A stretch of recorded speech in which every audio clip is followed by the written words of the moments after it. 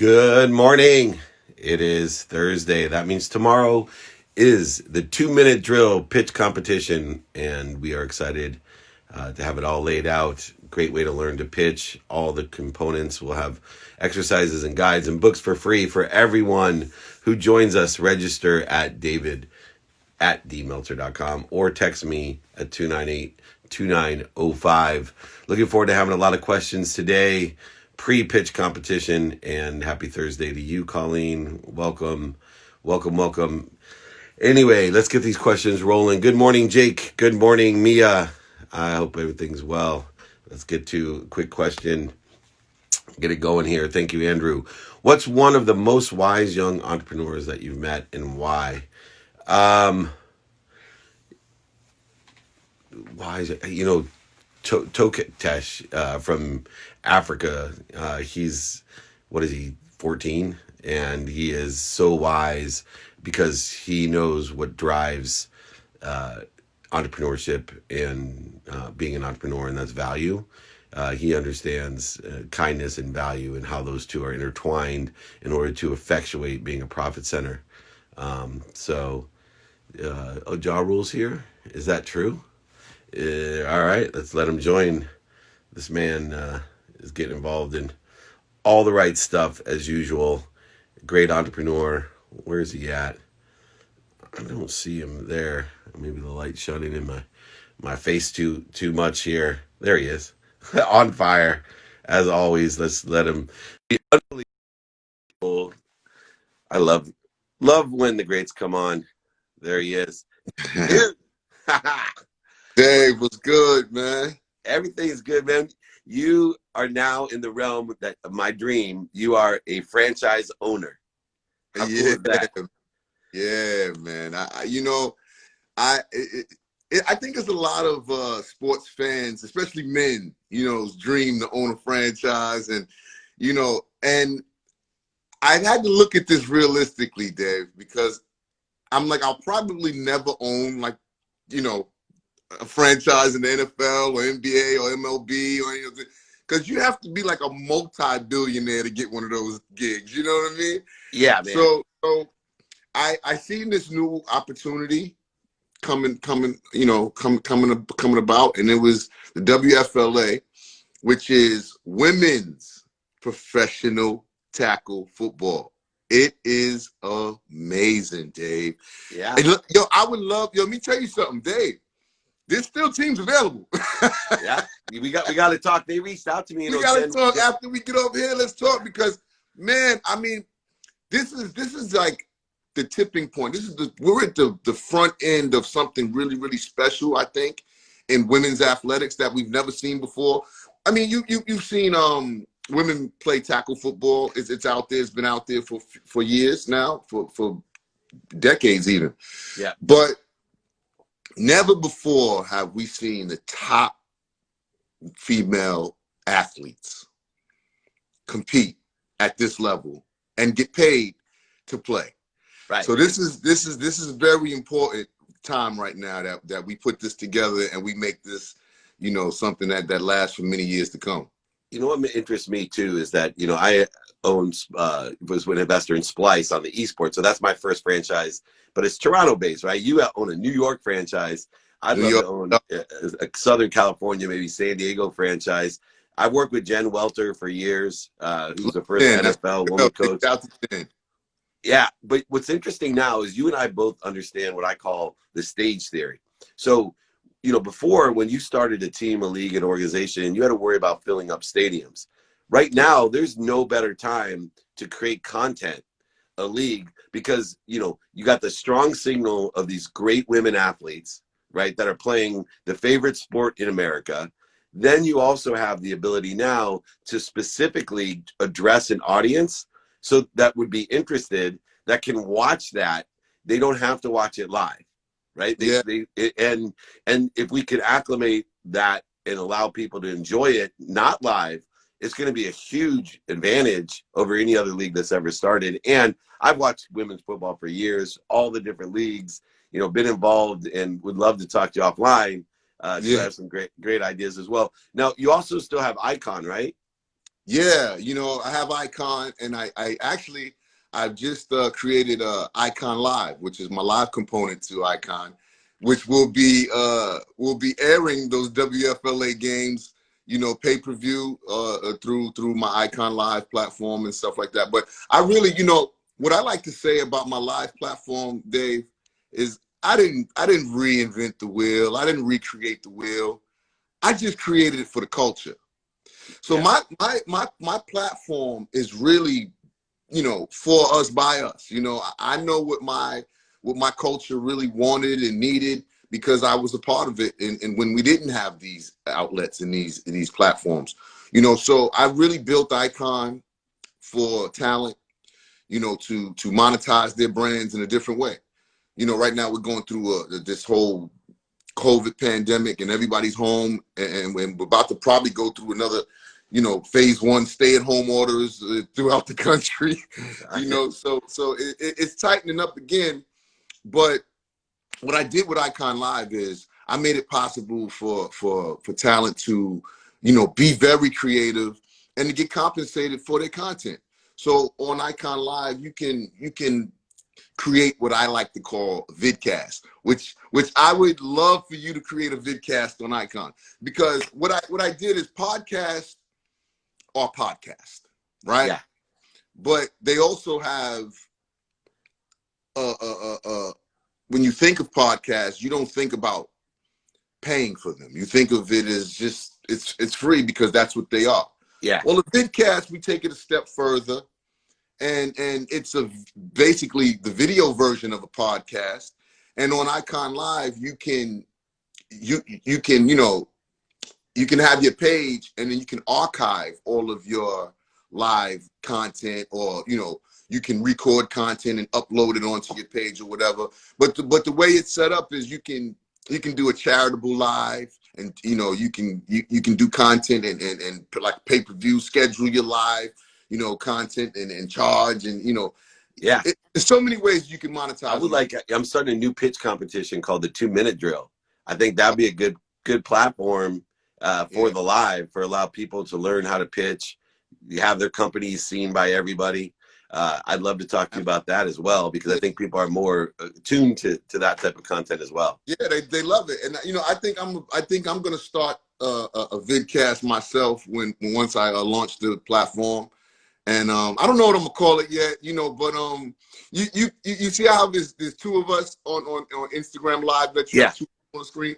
On Icon, on my live platform, you can have 5 of us in the screen at one time. Oh, which right is cool, because I'm thinking about doing something like maybe like the round table talk or something like that, where we all there's no heads at the table, it's a round table, we all just sit down and we talk boss talk, man, and future ventures and just visions and creative ideas. That's what I'm all about, man. Seeing what we can do to create a better future for each other. Yeah, you should put the name in the ring, right? So you could alternate in, guys like Gary, myself, and different industries. And to the respective culture, one of the things when we first met that I loved about you and I are very similar, is you talk about equality. We talk about our aspirations of what we're trying to achieve in life. And there's some guys who walk the walk and others who talk the talk. Right, I see them out there talking heads about, and then you never hear from them again. But I've known you for a long time, and you walk the walk. We share one of our friends that I would never have guessed the guy would have been close to you and close to me. Right, we got like this Orthodox, kosher Jewish kid. Right. Yeah. And, we don't see any of that difference. Right. All we see is the same energy and frequency, because he's amazing. Right. Name's David Prince. He's the man, right? Yep. This is my guy.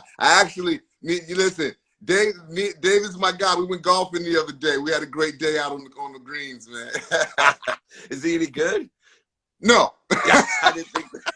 He makes me feel great about my game. That is so good. That's so good. I got to tell you a quick story. So there's a famous old golfer that I represented. His name was Lee Elder. He's the first African-American in the Masters, and he had death threats. But he used to we go around the country playing golf at the greatest courses, and he'd always invite me. And he'd always want me to play in his cart. And I couldn't figure out why. And he was like 70 years old at the time. I said, Lee, why do you always want to play with me? I shoot low 80s. I'm not that good. He said, Dave, he goes, you make me feel so good. He goes, you're the only one I can outdrive, man. You play like a 90-year-old man, right down the middle. Let me tell you. So I felt like people been doing this to me for the longest. They're like, hey, John, come on out and play with us. And they bring me so that they don't be the worst guy on the field. So I said, you know what? No more of that. I'm going to go get good. So the next time they call me out here to be the worst guy, I'm going to spank them. So nice. I'm in that stage right now where I'm just starting to shoot under 100. And the guys that used to call me out so they can be so I can be the worst guy, that's not happening anymore. We're gonna tune that up. Nice. Let me give you another tip. Make sure that you always have the one shot, because when this pandemic is over, you'll start getting invited to the golf tournaments. I'll invite you to a lot of the charitable golf tournaments to come.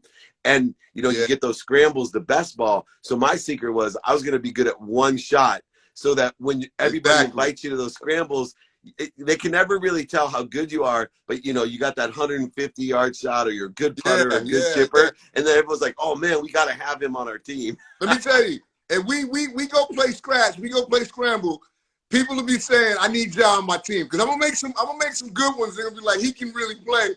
Until we play, a full one, they're like, "Ah, man, I thought this guy could play." That's awesome. Hey, give us a little bit of background on the Women's Football League. I forgot to ask, how many teams are there going to be? When's it going to launch? Yeah, so the background on the women's team is, I wouldn't say we're trying to mirror the NFL, because we're completely different. We'd like to be the sister league to the NFL. Don't get me wrong, Yeah. But we do things a little bit different. But when I say mirror, I mean as far as 32 team structure.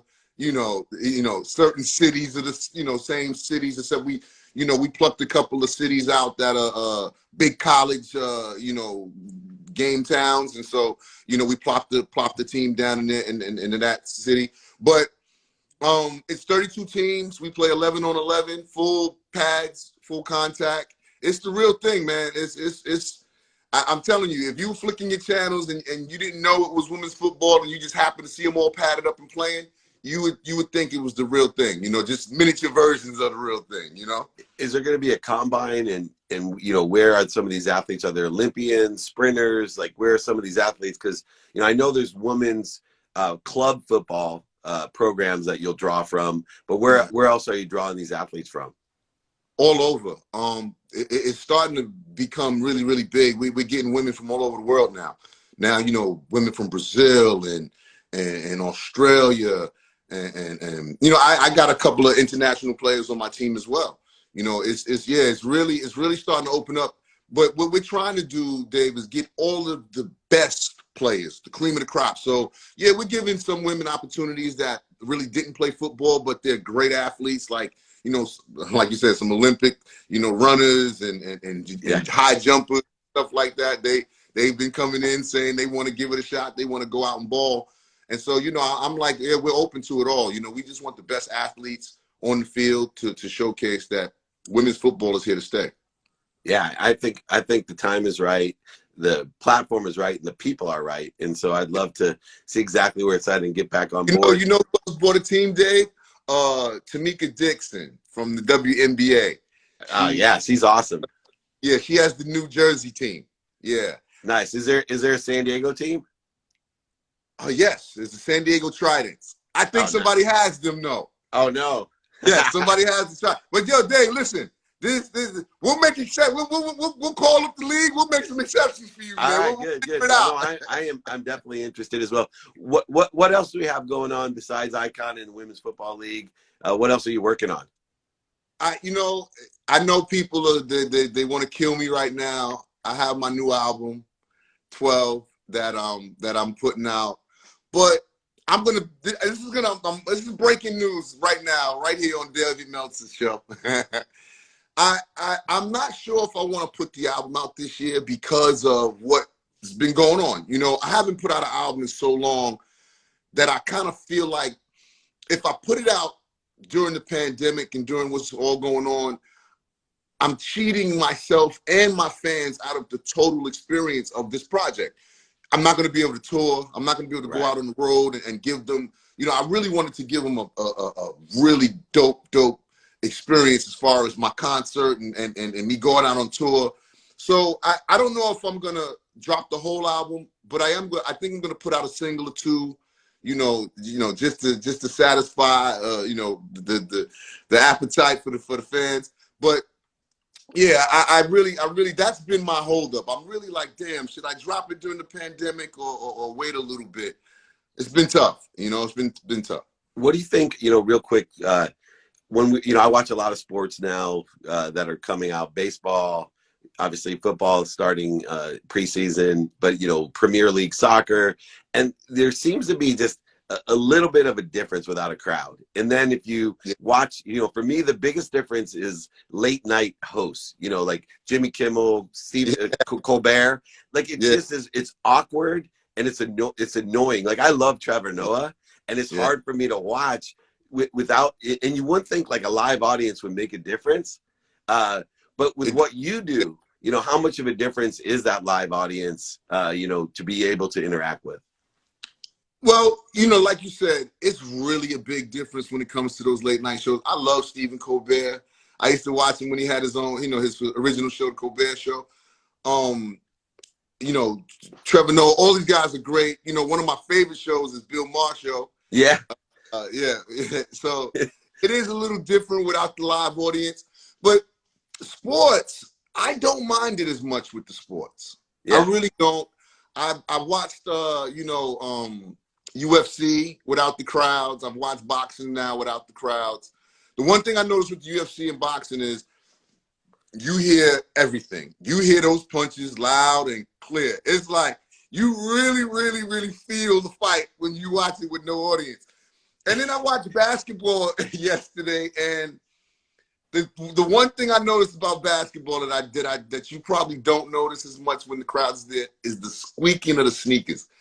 It's like you hear those squeaks loud and clear. It's like, oh yeah, all day. So yeah, those things for me, that's the biggest difference. Because they're really zooming in on what's going on with the game and with the fight. So you don't miss it in that aspect, but you do miss that roaring of the crowd when something big happens, or whatever. You miss it. Yeah, I like the basketball side for two reasons. I share my seats with Diane Cannon right there on the baseline by the Laker bench. So I'm used to the squeaky sneakers and I don't see the fans. So, but I love guys that just play to win. They don't care. There's those guys that that go out on the off season and you got to be careful because they'll play so hard, just, competitive to the core. They don't care who's there. And you're going to see a difference in all these sports. The guys who really just love to win and they don't care about anybody else being there. And in fact, they might even be better. So that's going to be a lot of fun to watch. Interesting, Dave. It's going to be really interesting. The competition level, the competitive level of what this is about because the crowd plays a big part in when you're going on the road for those role plays to go into that, that setting and play well against all of the craziness going on. That's not there anymore. So it's kind of evens the playing field when it comes to those role players playing well on the road, versus playing at home and having that home court advantage. So there's no more home court advantage. There's no more of that. So I think, with the NBA, I think we're going to see some teams that's going to shock us a little bit, in this bubble. Yeah, I think too, it's going to be interesting with Milwaukee, the Clippers, some of these other teams, see how this shorter season when guys can go and stay healthy as well. Because injuries are going to be a huge deal now because you don't have time to heal, right? And then there's other guys that have never been, like I can't wait to see LeBron James play so rested because he's never had in his whole life this much time off. And I don't think people realize what an extraordinary athlete this guy is. And it's going to be fun to watch him with all the young talent that's out there as well. Absolutely. What else? You know what else I want to watch for? I want to look out for because how you have a certain respect level for another player and his game and everything, just watching him as an athlete, but not really knowing him. Yeah. Now these guys are in this bubble together. They're sharing a lot of time together. They're starting to know guys better than they would have. You know, certain levels of respect may be doing this now. You know, like yeah, and that carries over onto the court. So I'm really curious to see how this all plays out. You know, that's really interesting. I just got back I'm on the Olympic board, came back from Colorado Springs last night, and that happens with Olympic basketball, right? We've seen it over the years when the guys get to play because they go and it's the same kind of bubble. They all have to stay right in the same place. And so it's really, really interesting because now you have an Olympic setting for all of the players, and there is that respect and also you get competitive. To learn how much heart a person has now. Now you're not dealing with just talent. Now you say, hey, this guy's talented, but he don't got this. You know, now I know him. Now I know he's a nice guy. You know what I'm saying? He's not the killer like he is on the court. He's a nice guy. I'm going to have to play him that way now. You know, it's things, the psyche of these things start to play out on the court. I'm telling you, I'm very curious to see how it all plays out. Yeah. Or it can work the other way too, right? When the guys get to know each other, they talk a little trash. And now you get schoolyard competitiveness, which is more than money competitiveness, right? It's like, he thinks he's better than me. He thinks I can't drop that. Watch this. It'll be fun to see, you know, that going on as well. One of the things we should do together for next season is I would reach out to Bill Maher. We should go on in the panel, you and I together. We'll kill it. I love that show. Oh, that'll be great, man. You know, me and Bill, we've had some good times together too, man. Bill's a good guy. I love Bill, man. Yeah, Bill taught me how to smoke weed out of a mango. It's the most random shit. Oh yeah, that is awesome. The last episode before he went on break was my friend from the Robin Hood. What's his name? He's an amazing guy with the Robin Hood Foundation. And he was one of the last guys there with Jim Carvel. Okay. Yeah, they were awesome. Any last things before I let you go, man? I really appreciate you. And let's circle back on the WFL. Dave, you know I love you like a brother, man. And listen, we got to get on that golf course and have some fun on the greens too, man. That'll be great. Come out here. I'll take you to Pelican Hill. You'll love it. It's one of the best courses. You know what? We got to invite my guy, Steve Madden, man. I know Steve has a membership at one of those really, really nice spots out there. That'd be great. We got to get out on the course. And we'll bring David Prince so none of us suck. He'll be the worst one. Exactly. That's how you do it. Awesome, man.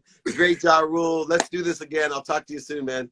Dave, man, always a pleasure, man. Love you, bro. Love you too, man. Take care. Take care. The man, the myth. Oh, dude, that is why he is so successful. The charisma drips off of him. The knowledge drips off of him. The entrepreneurship, I love it. I want to get involved. I want to get more guys involved with Ja. He's amazing. Let's hit a few questions. Don't forget, we got our pitch competition tomorrow, 11 a.m. Pacific, 2 p.m. Eastern. Replays are on the playbook.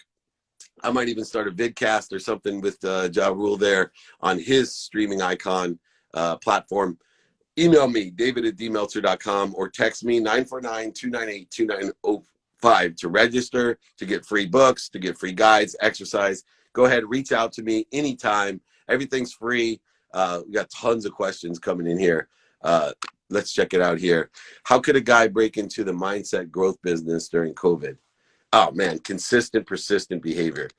You got to produce quality content about mindset and exponential growth consistently. You will build your audience like Noah's Ark, 2 by 2 by 2. Pretty soon you'll get there. I look at things in segments of 20. And it can be 20 years, 20 weeks, 20 months. Doesn't matter. I just know that I need to double and I watch it grow from 2 to 2 million in the 20 segmentation. And I allow it to happen. But I am fierce and ferocious like a Buddha. And I allow it to happen by doing and being consistent every day, persistent without quit in the pursuit of that potential. Great things. Let's get it going here. What are your top tips in investing in the stock market? You know, I have really interesting. For me, I don't invest in the stock market anymore.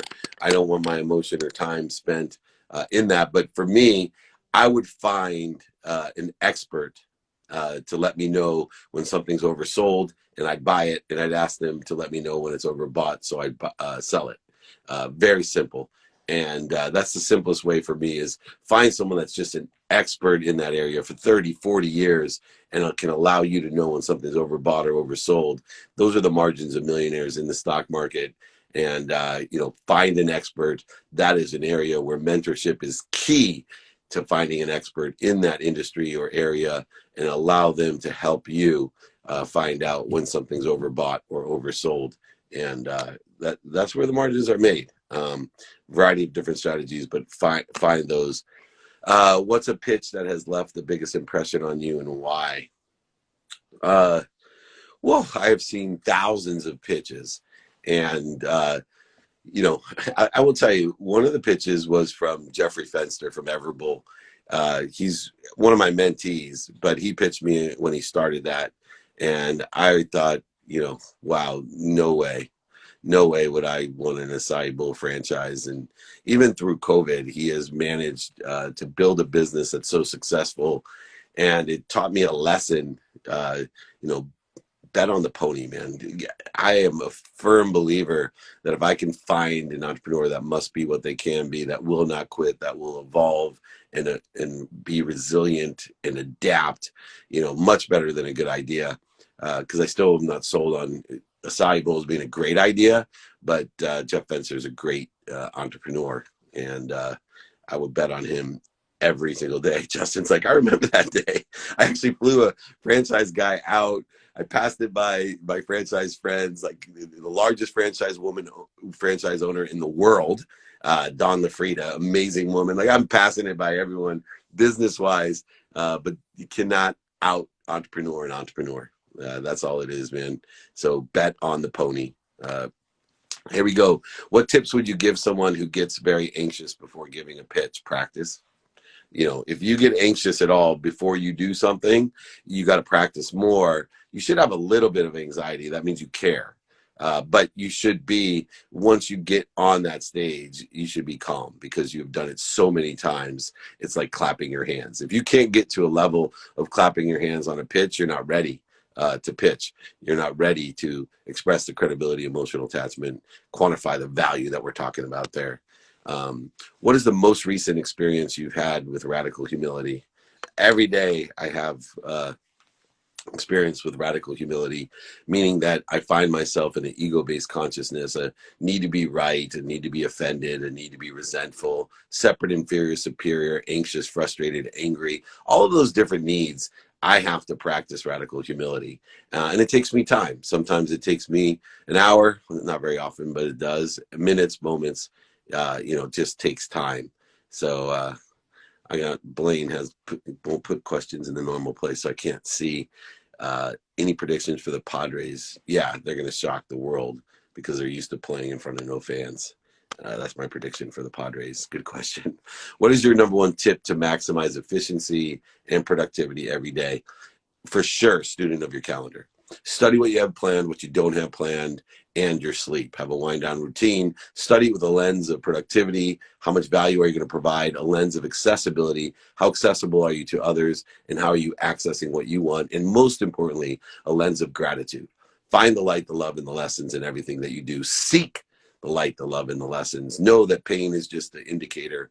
Mental, spiritual, physical, emotional, financial pain is an indicator they have something to learn. And in other words, it's just a turn signal, right? Change directions, dummy. You got something better to experience, a better situation, or to make your situation better. So student of your calendar is, for me, one of my favorites. Let's see here, plowing through, we got so many great questions. How can someone reestablish a new brand when they feel their current one isn't working out? Start, right? Lower the bar, start to articulate the strength of your signal, the spectrum of that brand, and the clarity of your message.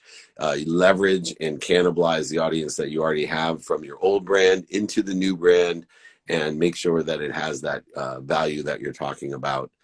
So those are the best ways, and just be consistent and persistent.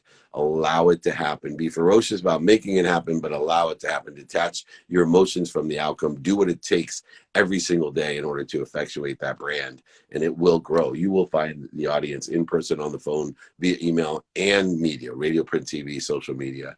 What would you recommend as a daily exercise for humility and forgiveness? Both forgiveness and humility are closely tied. Forgiveness is the means in which we can unwind our bad perception. Forgiveness is the means in which we can unwind the untruths that we tell ourselves. Forgiveness is the means in which we can create and practice radical humility. So when we're feeling interference and corrosion to that great source of energy, light, and love, when we're feeling void, shortages, and obstacles in our life, use forgiveness as a means to unwind that and get ourselves back into the right trajectory, moving in the right direction with acceleration and exponential growth, allowing the things that we want to happen rapidly and accurately into our lives. Is that Dan Fleischman? How often are you going to do the pitch competitions? Once a month. So go ahead, David at dmeltzer.com, 949-298-2905. Register to watch and enjoy this one tomorrow at 11 a.m. or the replay on the podcast. Check out all the great guests like Ja Rule on my podcast. But August 28th is the next pitch competition. 2-minute drill, 2 minutes to pitch, 3 minutes of my feedback, plus the winners get one-on-one coaching, group coaching, all of my stuff for free. We'll pick the top 3 and they'll receive those prizes. So absolutely join. We are being pursued in different areas. Like we said, we might do a live stream with Ja Rule. Who knows what we're going to do, but join me for free tomorrow, and then apply, David at dmeltzer.com and 949-298-2905. Scott Coker episode of the playbook is today. All right, cool. We'll definitely grab that. Scott Coker is the CEO of and president of H&R Block. Good time to check him out. Why you let Curtis Jackson ruin your career? That's funny. All right. Let's see. Starting an LLC that focuses on service before products. Okay. Sounds good to me. Service is a product, by the way. And if you understand value, it's like voice is data. People get confused. Have you read any books recently you would recommend? I have, and it's right behind me. So, Leading with Gratitude, Chester Helton. Game Changer, Rob Angel, founder of Pictionary and good friend of mine. And I just read Teaming Up Against Cancer as well. So, always keeping a few of those books there. If anybody wants my book for free, go ahead, text me 949-298-2905, David at dmeltzer.com. Just reach out, register for free training, free books, free exercises. It's all free. I'm on a mission to empower over 1 billion people to be happy. Please help me be one of the 1,000 to empower 1,000 to empower 1,000 to be happy. Here we go.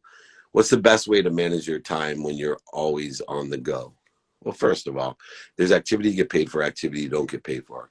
On the go is relative. So for me, it's being productive, accessible, and gracious. So utilizing, inventory of my values every day, so I know what I want. I also ask and attract. I ask how I can be of service of value of everyone that I can, utilizing questions, a series of questions to do so. And I'm also asking, do you know anybody that can help me? I don't see anyone as a gatekeeper in my life. Everyone is either a sponsor or a power sponsor, even a decision maker, right? A sponsor, do you know anyone that can help me? Power sponsor, they can help me, and they know someone that can help me. And decision maker is somebody that absolutely can make a decision to help me and knows other people to help me as well. So that's how I utilize. Then student in my calendar, which we talked about. I do things now. 100% of all things you do now get done. 100% of all things now get done. The difference between people that are successful and people that aren't, or people that are successful get stuff done. Finally, practicing ending fear. You can learn of all of this at my free trainings every Friday. Check out the replays on the playbook. Join me for the pitch competition. Register for a free book. Register for the pitch competition. Register for training. David at dmeltzer.com, 949-298-2905. Thank you, everyone, especially Ja Rule. This has been great. Remember, most importantly, tomorrow, 11 a.m., join me. And the numbers are below. The email is below. But most importantly, be kind to your future self and do good deeds. Thank you.